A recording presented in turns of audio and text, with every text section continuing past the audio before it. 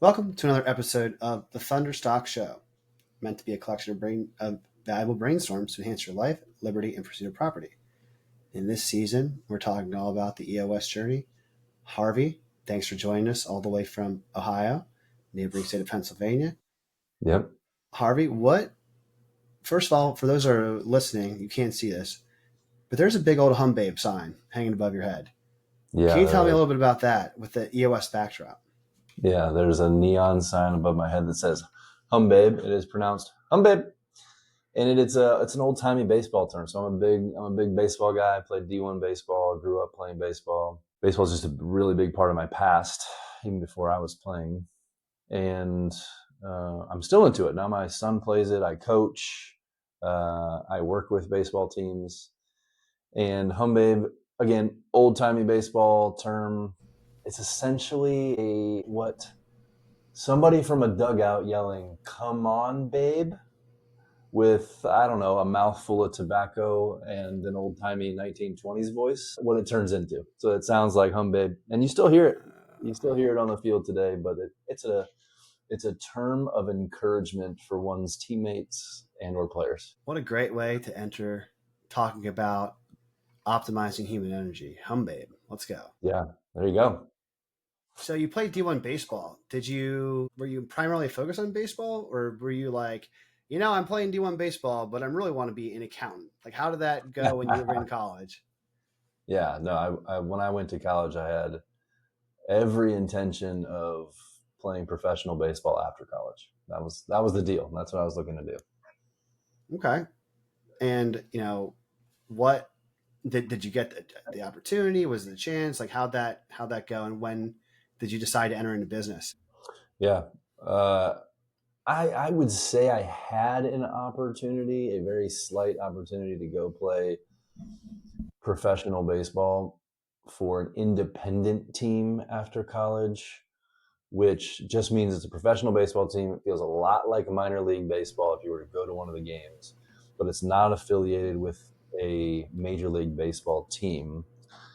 And I don't know, you might make 10 grand a year and have to live another life anyway and go make money and then grind. Just, everybody who plays on an independent team, most people, I should say, they have ambitions of still playing at the highest level. And so they're grinding, they're working, they're driving the country, going to tryouts and trying to make it to the next level. And I don't know, that just wasn't the life that I was wanting at the time. So instead, I was engaged at the time at the end of college, and me and my fiance Amy, we just moved. I started a job with the Department of Defense, which we can talk about later. But I did that for about 7 or 8 years, and then decided I wanted more control of my time, and I wanted to feel like I could have a bigger impact and more effectively utilize my skills, which, if you've ever worked for the government or if you understand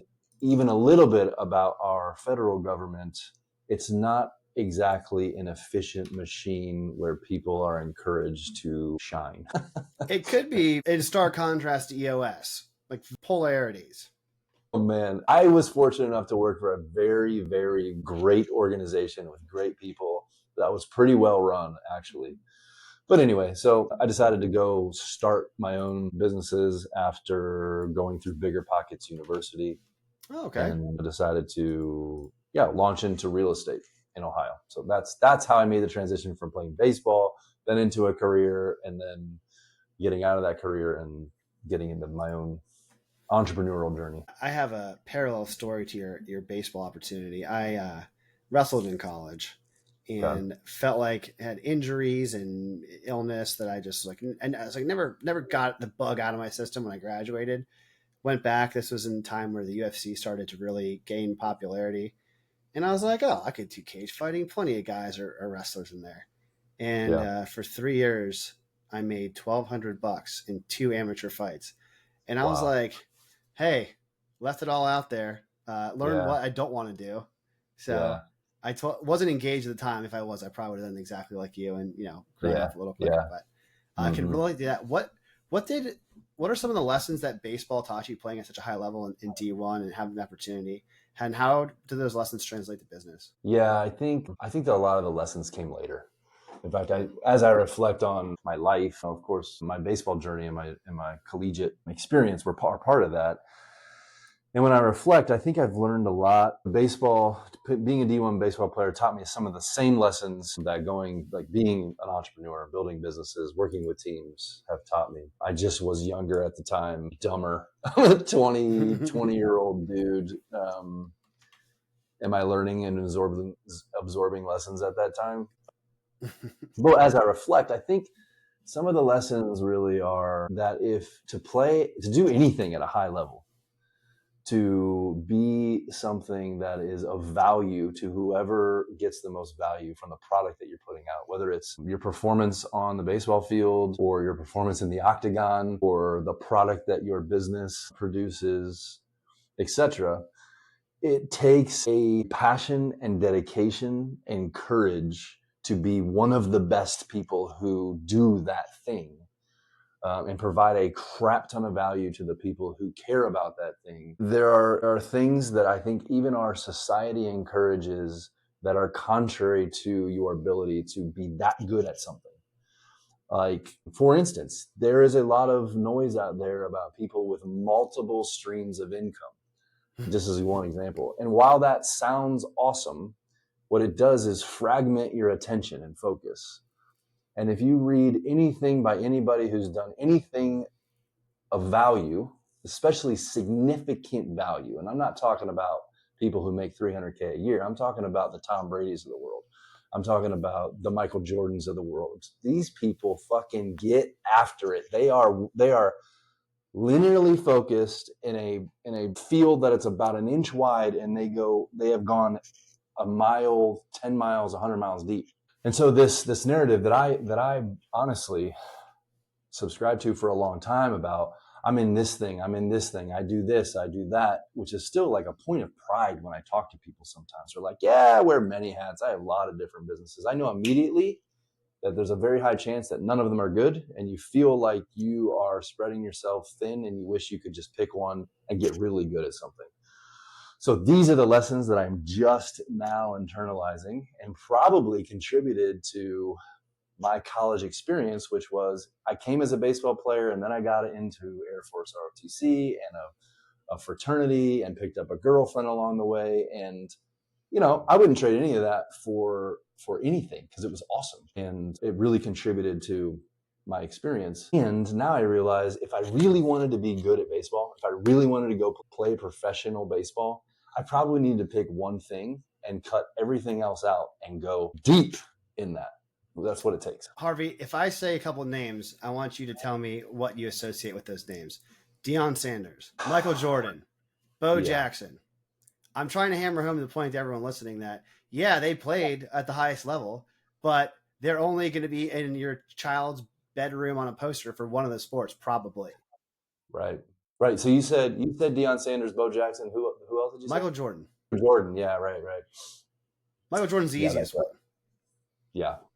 So I couldn't agree more. And like youth is wasted on the young, right? You have all this energy. You have all this human energy. You want to get after it. You're ambitious. But I think the benefit, too, of not realizing this till later is you don't know what you don't know until you try and fail or really find out. But like, for example, with baseball, like you did your absolute best. You hit the end of that life path for you versus having to worry about the trade-off if you never tried, right? Then you may have a lingering regret. Same with me with cage fighting. I'm so glad I did it and wasted all that time, energy, and didn't make much money because now I never want to do it again. So which is that's a very different experience for you than you sitting here right now and just saying, man, I wonder what could have been possible for me if I would have tried that. And I think that champions like the Michael Jordans and the Tom Brady's, something that is an interesting frame along the lines of your thinking is that it's not that they have something that other people don't. It's that they lack something that other people do, which is they lack other interests and other pursuits, and they may lack an off switch. So like when you consider it, like there's no such thing as I think everything has a trade-off, right? So point, because there's very few of those crazy ass people who are the best that have ever been who are good at being fathers or husbands or with stepping away from the gambling table.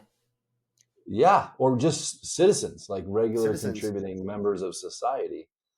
Um, yeah. Now, do I think that you can be one of the best, if not the best, at what you do and in your own unique ability and still be a damn good member of society, husband, father, family member, etc.? Yes, of course. There are examples all over of those, but these are the extreme cases.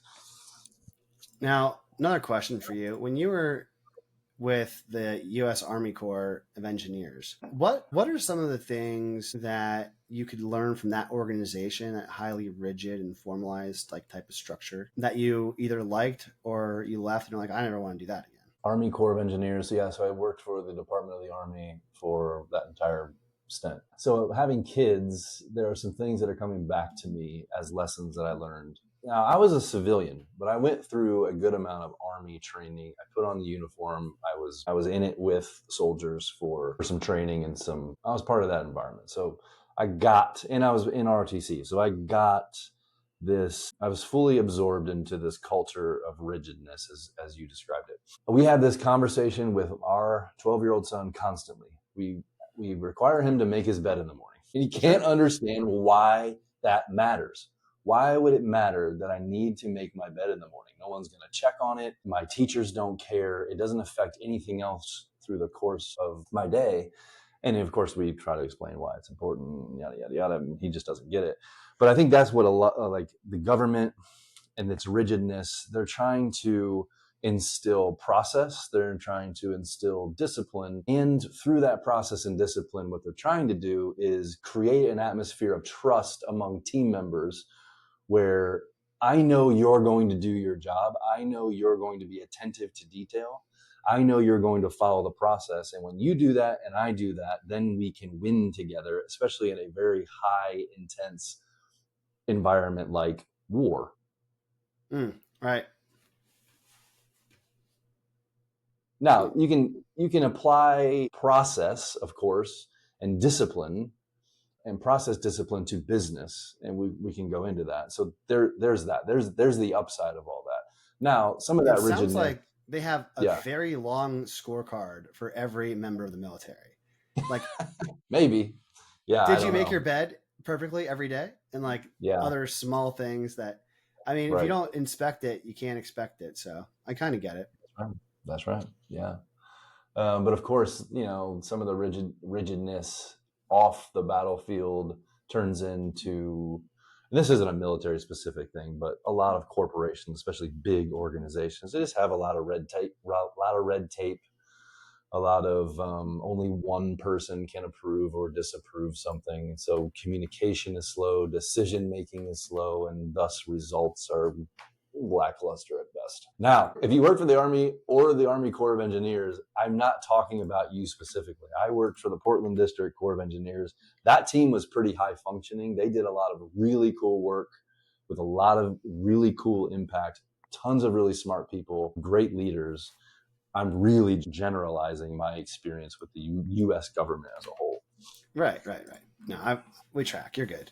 So after you did that, tell me a little bit about experience with bigger pockets and investing.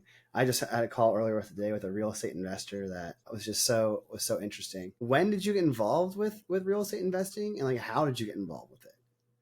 Yeah, well, we lived in Michigan, and I decided to pretty much just quit my government job without a plan.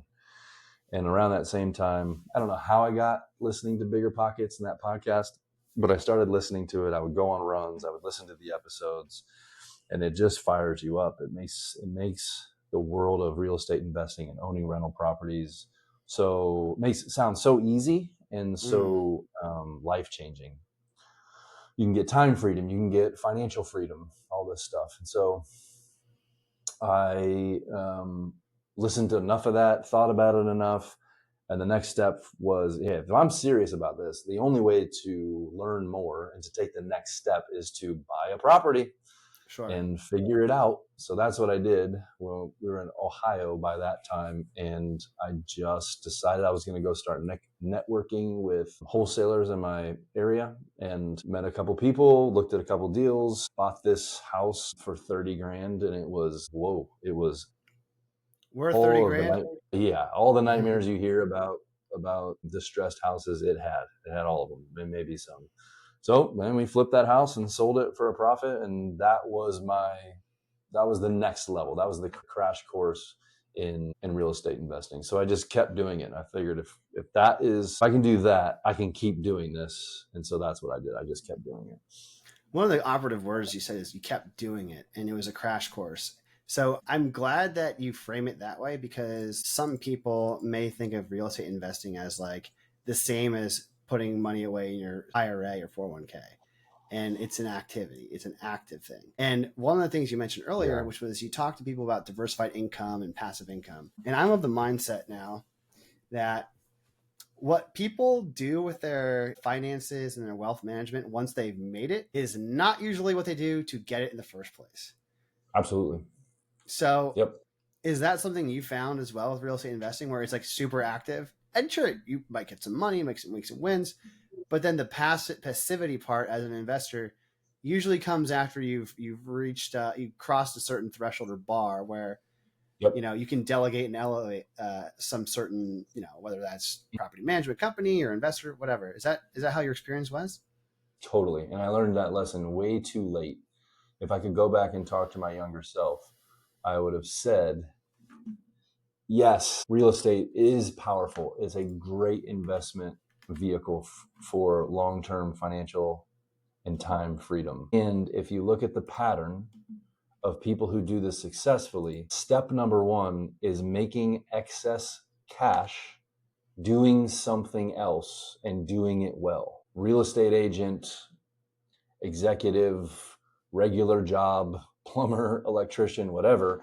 They get good at something, so they earn a certain amount of income. They keep their expenses at a certain level, so they have excess money, and they take that excess money and then they invest it into real estate. All of the most successful people, that has been the model, and that was step one. But I didn't do that. I said, I'm just going to be an active real estate investor. And when you're doing that, essentially you've created yourself a job.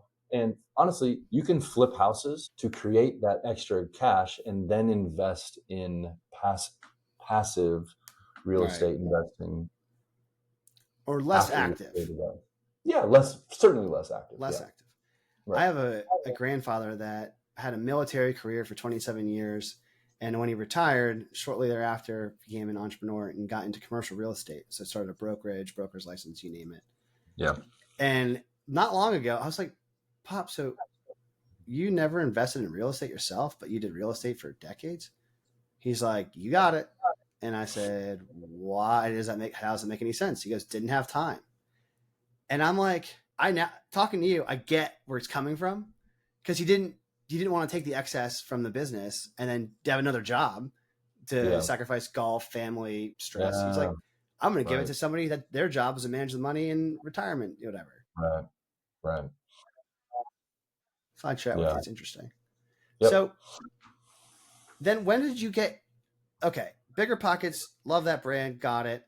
Typically, I don't associate Bigger Pockets and EOS in the same sentence, but how did you get familiar, and when did traction and EOS come into your life? Yeah, and so for the people who are listening who aren't familiar with EOS is just it's a framework to run your business on. It's a set of tools to help you be more focused, get more from your business, and simultaneously live a better life. And I came upon it the same way that a lot of people do. And that journey sounds something like this. I start a business. So I took this house flipping endeavor, decided I wanted to do more of it at a larger scale. So I bought a home investors franchise and build a team. So now I had this, it wasn't just me, it was me and 5, 6, 7 other people doing higher volume with contractors, and shit got chaotic in a hurry.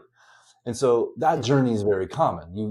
You want to do something. Let's say you're a plumber, electrician, roofer, landscaper, marketer, whatever it is, and you want to do more of it. And you start like building a team or whatever. And it's the marketing. If you're a marketer, you understand. It's all of the other stuff that they don't tell you. It's when you find yourself with all these people around you and all this shit happening at a million miles an hour, and you feel like no one's really accountable for anything. We're not really moving in any direction I'm working 80 hours a week. Our meetings suck. We're inefficient. We're talking about the same stuff over and over. Then when I was in that state, I finally picked up this book called Traction and opened it. And here's all this stuff that no one had told me. Things like how to understand where I was going and how I plan to get there, and then get everybody else on my team to also understand why the hell we're here, what this is all about, where we're going, and how we plan to get there so that you can get on board or leave. Traction, so that's the vision part. Traction is just instilling real accountability and discipline so that people are executing towards that vision every single day, even if I'm not there. No longer did I have to be the only person who was pushing people and moving everybody forward. They would actually do those things, and I could go on vacation, which is powerful for a lot of business owners because they're out there grinding away without vacations, without time off. Their marriages are failing. Their families hate them. They're out of shape. You name it, dude. All in this for this business they started that was supposed to bring them freedom and wealth. So vision and traction, and then healthy. So we had this team who, I don't know, were we getting along? Probably not. Were we communicating well? Probably not. Did we have shared values? Sure didn't feel like it. But there's this world out there, and there's a set of tools in EOS where you can create a team that is actually cohesive, where we enjoy being around each other. And if you are one of the few people who've been fortunate enough to be on a team where you are excited to go show up and hang out with that team, and you are highly effective, dude, that feels good. That feels good to be on a winning team. That feels good. So that's what the book Traction and EOS woke me up to. And so I started using these tools in my own business, and that's what started my EOS journey. It reminds me of Goldilocks and the Three Bears for a while, where you did baseball and it was like too much of a dream, not enough traction to see it through the dream, potentially, one way to look at it. And then the military was like too much traction, stifling the dream part of me, like like a little bit, like, you know, not like a long-term thing, appreciate it, but like I don't see where this is going into the happy place of the US life. And then you get probably the hardest parts of each of baseball and military with entrepreneurship, where you're like, this is chaos and we're moving our feet and maybe not going anywhere, like a treadmill, and the faster you go on the treadmill, the more we're spinning but not necessarily going places. Yeah. And you're like, there's got to be a better way to run on the road, right, to get from A to B. Mm-hmm. And then Traction comes in and they're like Billy Bean for the Oakland A's and Moneyball. And you're like, hey, let's identify, discuss, and solve, build some trust, to use a bunch of tools that we sure hoped existed, but now that we know what they do, and boom, took off. Yeah. Are you familiar with that movie, Moneyball? Oh, yeah. Yeah. Yeah. I'm a baseball guy, man. How could I not have seen Moneyball a couple of times? But do you think that for some organizations, that analytical approach to using statistics, and he essentially had a scorecard, right? Billy Bean came in and he's like, look, on base percentage, that's like the gold star, you know, that's the one thing, right? I believe in that movie. Do you think that sometimes you're like that to organizations that are not familiar with EOS? Dude, it's like it's a great analogy because especially baseball, but all Billy Bean did and all EOS does is provide a framework to make you as a business leader be a better thinker. Mm-hmm. And specifically be a better thinker because there are so many things you could do. There's so many things you could look at. There's so many things that you could focus on. How the hell do we know what to focus on and what not? And all Billy Bean did would say, let me tell you what to focus on. We've done enough research and analysis here to know you should focus on these 2 or 3 things. And we're going to focus on them. And you guys focus. I'm telling you, this is what you should focus on, but you do whatever you want. And of course, he looked like everybody thought he was an idiot at first. They all thought he was nuts. Yeah. And baseball is a great analogy for this because if you don't know anything about baseball, there are thousands of stats. Of all the sports that are out there, there are so many stats, and all of them seem as important as the others. At least they used to before. I don't know. Maybe it's even gotten worse with all this analytics. Now people AI and things like that. Yeah. And it is an environment of superstition and the way we've always done things and not really knowing what works, which is why feeling like it works. Yeah, this is why like superstition in baseball is probably the biggest sport for superstition. And by that, I mean, like, I do the same thing every morning. I put my pants on the same way. I always warm up with this guy. I always use this bat. I never step on the baseline. It's because no one's particularly certain what actually works because there's too much to focus on.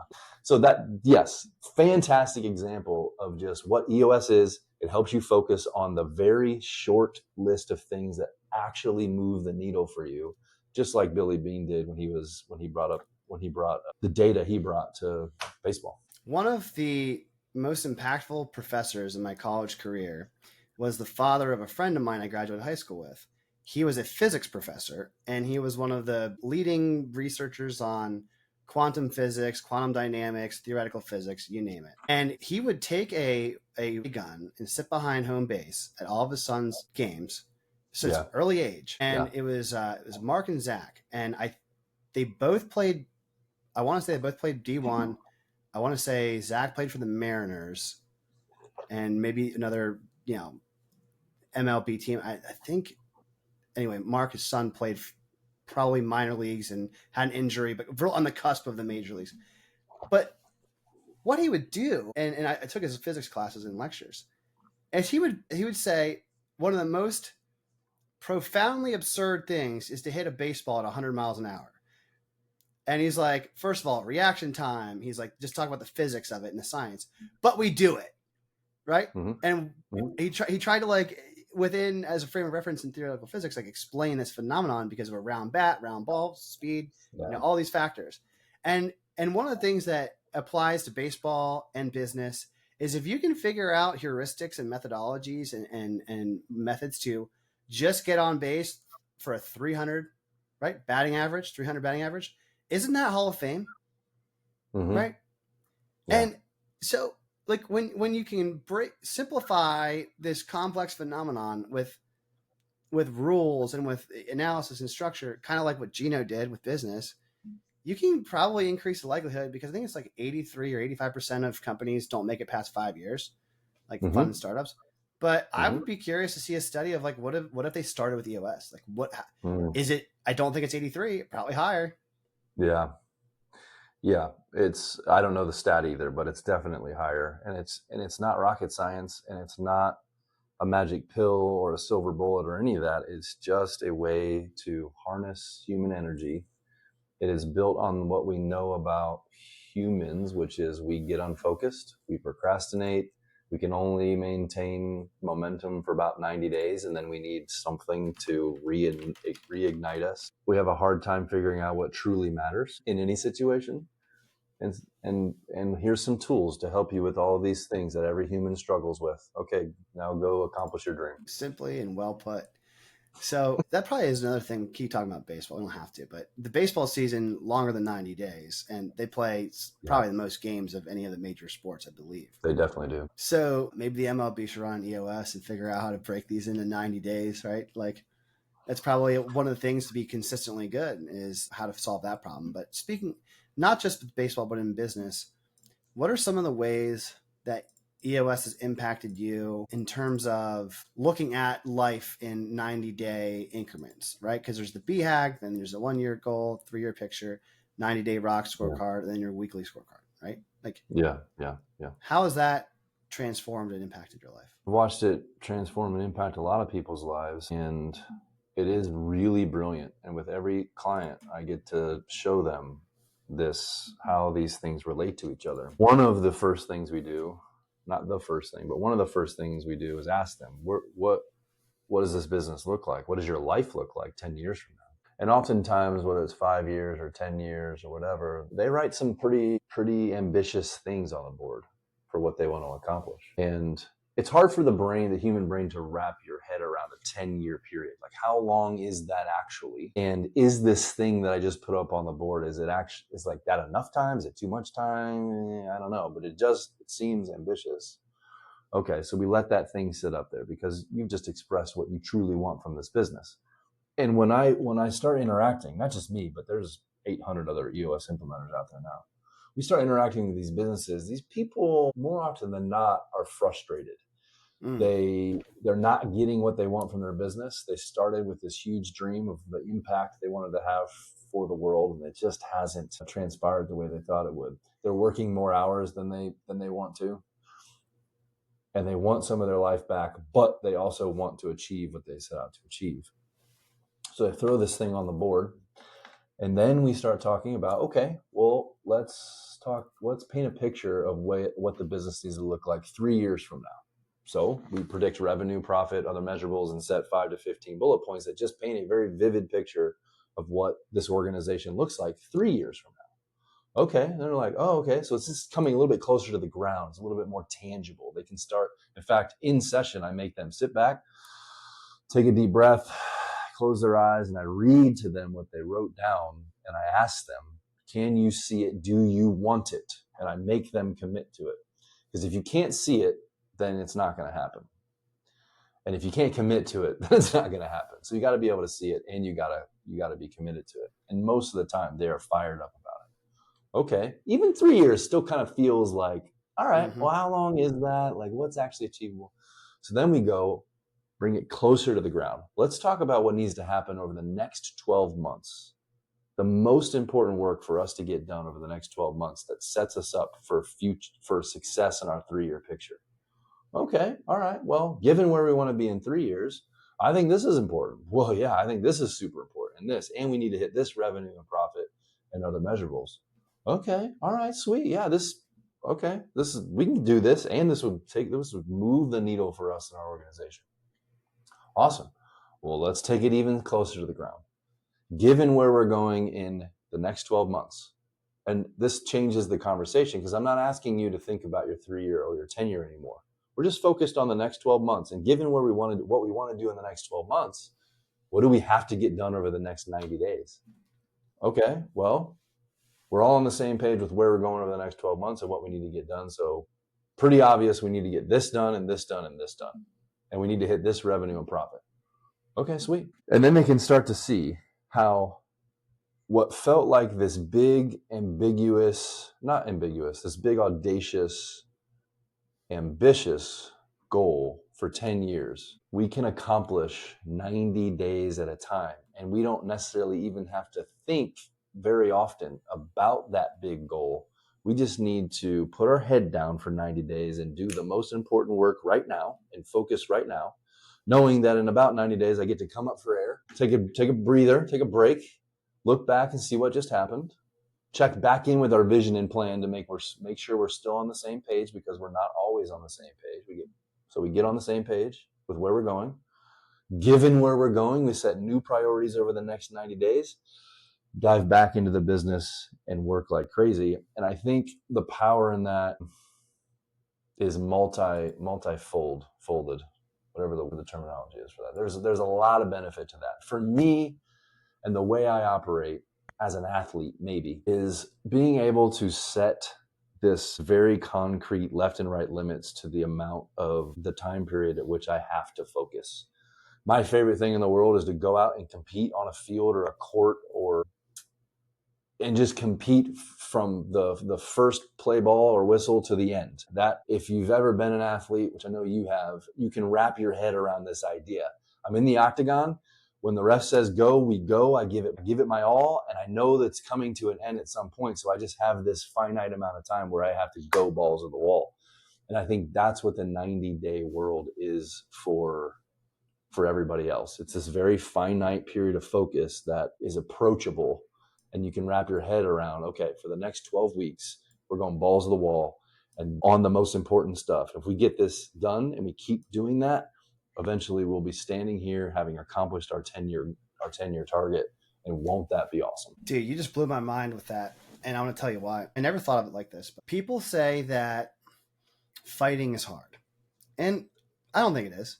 You know what I think is hard? A 90-day training camp where you know that on this specific date and on this specific time, you better show up on time, on weight, ready to go, or else you can get embarrassed in front of 1,000 people, 10,000, couple million people, depending on if it's pay-per-view or not. And it's every single day leading up to that 90-day that is the accumulation of, okay, you know, how did this week go? You need a scorecard. You need to be disciplined. You need to be committed and keep that dream in mind, because anyone can get impulsively stumble into a fight, and then whatever happens, but not everyone can say, meet me after school at the basketball court at 3 o'clock, and show up and not just piss their pants. Excuse my French. But now I think of EOS as like the session days with people like you are the game, is the fight. And everything you do up until that point determines if you're ready to win that game, or you're just going to feel like you embarrassed and wasted, the fans' time, or, your coach's time, your time. Yeah. And Yeah. I don't know. I love that. It's like what do you really do in between each session, guys? Like, show up. Yeah. And there's psychology that we've built into that. We call those quarterly sessions where you have to show up with your leadership team the moment of truth, and there's nowhere to hide. And to be honest, I could give a shit what you guys do as a leadership team. Do I want you to be successful? Yes. Do I care about you and love you? Yes. But it's not my business. It's not my business. I'm here to help, to teach you some tools, to facilitate your conversation, and to coach you, the team, along the way and along the journey, and to hope to provide it. But the real moment of truth is when I, as the marketing function leader, show up and I'm reporting on my rocks to my teammates who I'm committed to and I'm accountable to. And I represent a position on a team, and that team is going somewhere. That's the real moment of truth, my accountability to that team. I had to laugh when you said that you don't give a crap if, what they do in between sessions.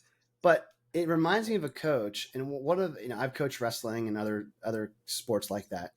And one of the most proud moments is when I see somebody that had a terrible season, just all around awful player, and they work their butt off in the summer, and they come back and they have a 500 record.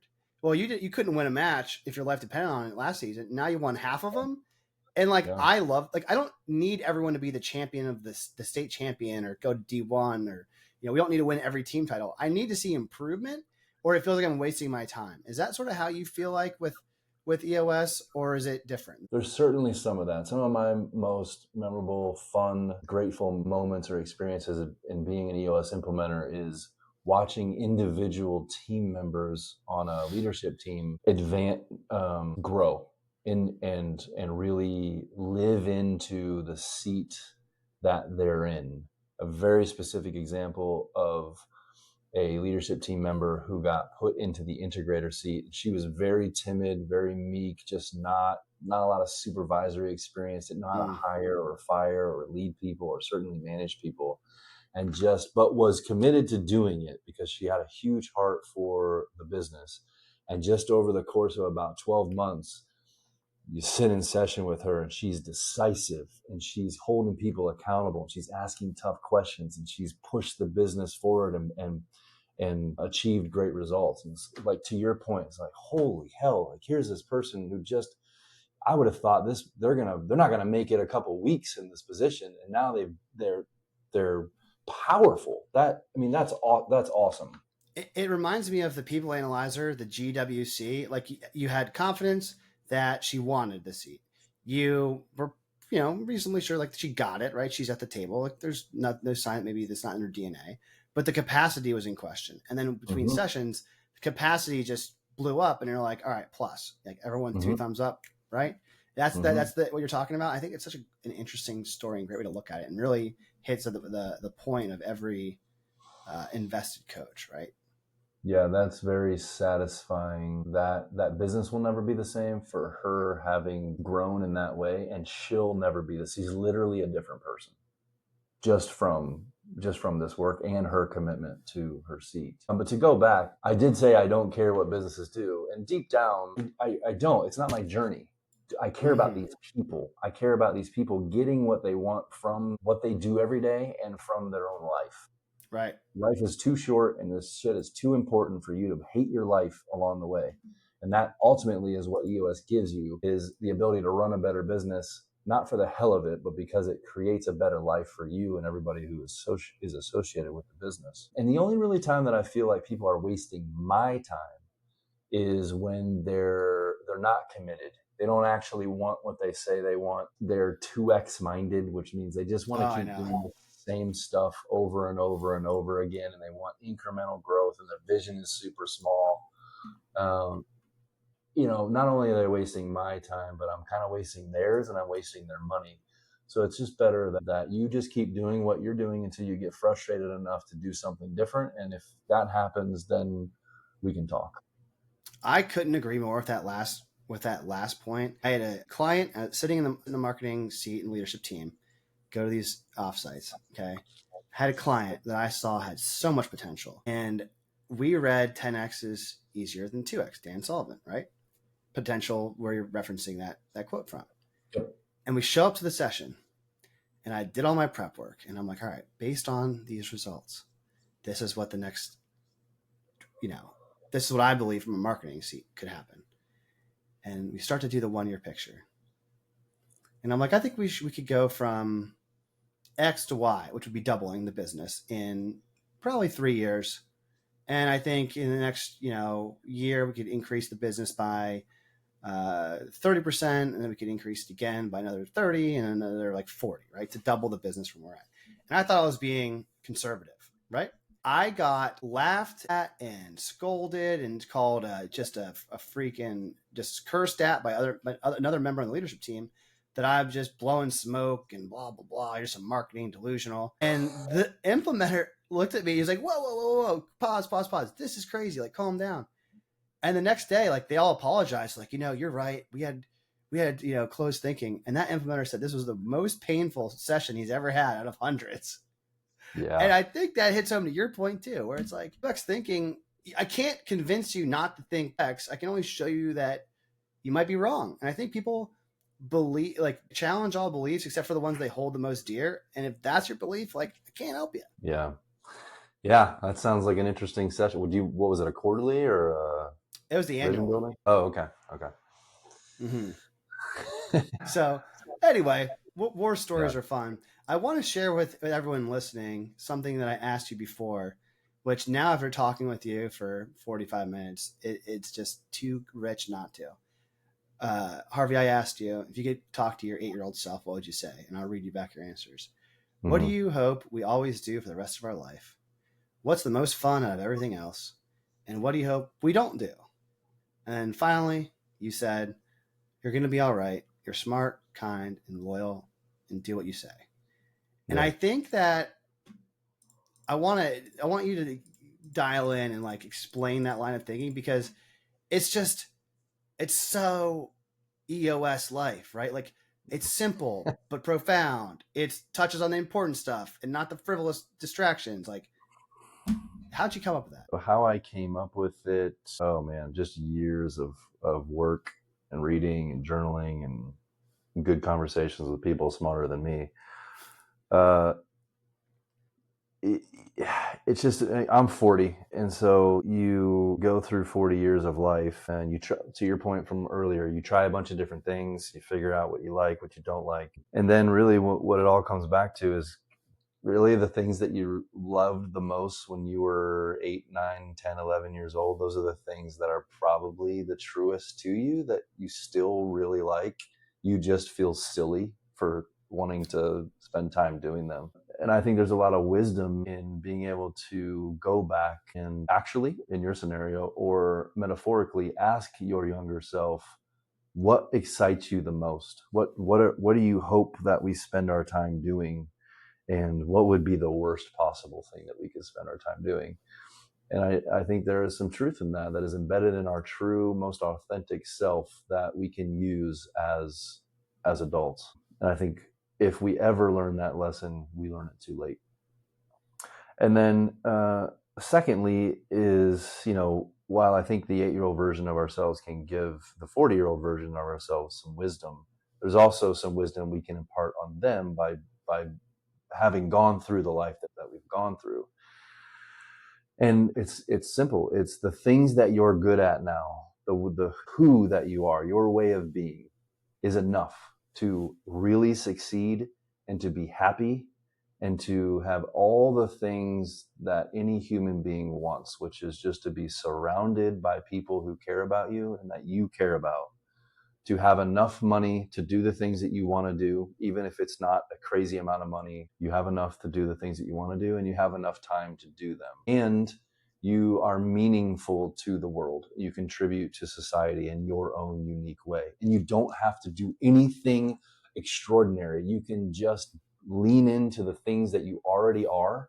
And in fact, the quicker you can understand that and do it, the more impact you'll have, which again is something that if we ever learn it, we learn it way too late, and certainly have been some of the themes that I have spent time contemplating and talking about over the last couple of years. We're all just 8-year-olds who get a little older. Yeah, that's very true. Well said. And I think the other part of that that's really important to highlight is that when you take the input seriously, like, are you having fun? Are you avoiding things that crush your soul? But it's not worried about the outcome or the output, right? The result. You're worrying about, like, are you doing the best and the right things? And then what you said to your 8-year-old self would be, hey, the outcome's pretty darn good. Like, have a little self-esteem. Like, I'm going to breathe some self-esteem into you.